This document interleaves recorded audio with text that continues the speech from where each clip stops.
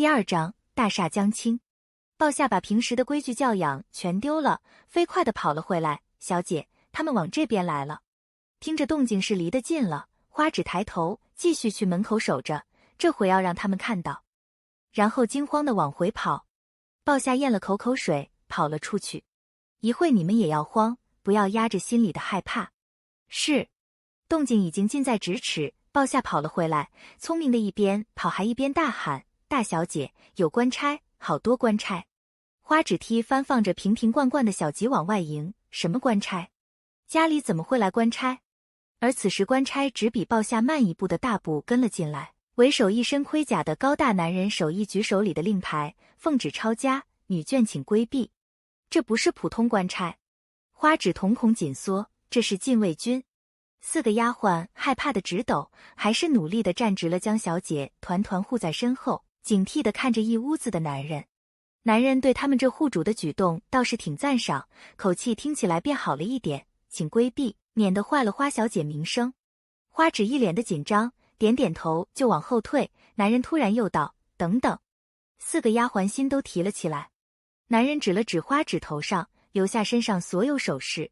是了，这是抄家，只让他取下首饰已经算是手下留情了。就他知道的一次抄家，全家男女老少只准穿着一身中衣离开，什么都不准带走。迎春将小姐身上所有能取下的首饰都取下放到一边，又将自己头上手上的都取下来，然后立刻护着小姐退到院子里。福东怕得牙齿磕得直响，还是猛着胆子去旁边的杂物间抱了张4脚凳出来，扶着小姐坐下。4人团团护着，让花指连脸都不露。大概1刻钟后，里面的人便撤了出来。穿着盔甲的男人看到他们如此，心里暗赞了一句：看仆知其主，花家家风确实好，可惜了。直到所有人都退去，鲍夏踮着脚摸到门边看人确实都走了，立刻将门关上，然后腿一软，靠着门滑坐在地，试了几次都没能站得起来。念秋过去扶着人站起来，虽然他也腿软，可这会不是腿软的时候。回到屋内，看着被翻得一团糟的房间，福东捂着嘴直抹泪，其他几人也都红了眼眶。这是花指住了10多年的地方，每一个地方都是照着他的心意布置的。在这里，他安安稳稳的当了15年的花家大小姐，可现在庇护他得到15年安稳的花家，怕是大厦将倾。花指转身往外走去，他不放心他那个哭包娘和家里最得他亲近的弟弟。小姐，您现在不能出去。迎春抱住他，他们还没有离开，您不能出去。我得去看看我娘和柏林。我去，小姐，婢子去，您在这里等消息。说着也不等花指同意，脸一抹就跑。鲍春，你去公子那里，我去大夫人那。念秋边说边跟了出去。花指嘴唇动了动，到底是没有在做什么增加他们的负担。迎春，把要紧的东西收拾出来，这里怕是不能住了。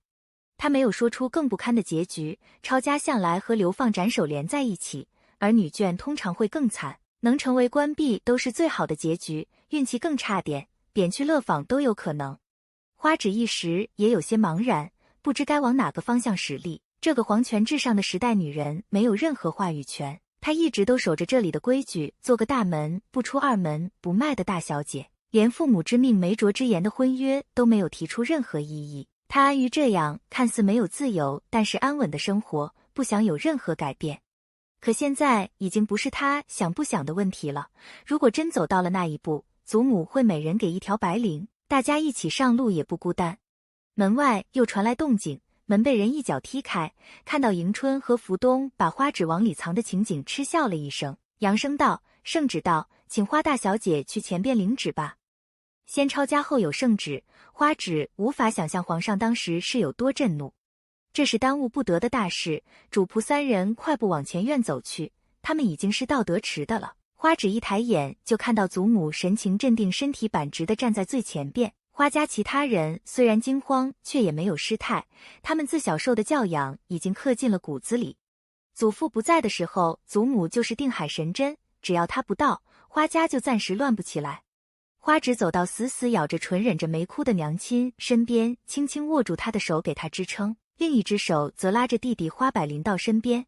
大夫人看他一眼，紧紧回握住。花百灵更是下意识地靠紧姐姐，眼下难掩惊惶。圣旨下，跪！花家从主到仆尽数跪下。奉天承运，皇帝诏曰：今有翰林院掌院学士花议正不思为君分忧，反挑起皇子之争，酌情夺其官职，叛抄家。花家10岁以上男丁尽数流放北地，钦此，谢恩。吾皇万岁万岁万万岁！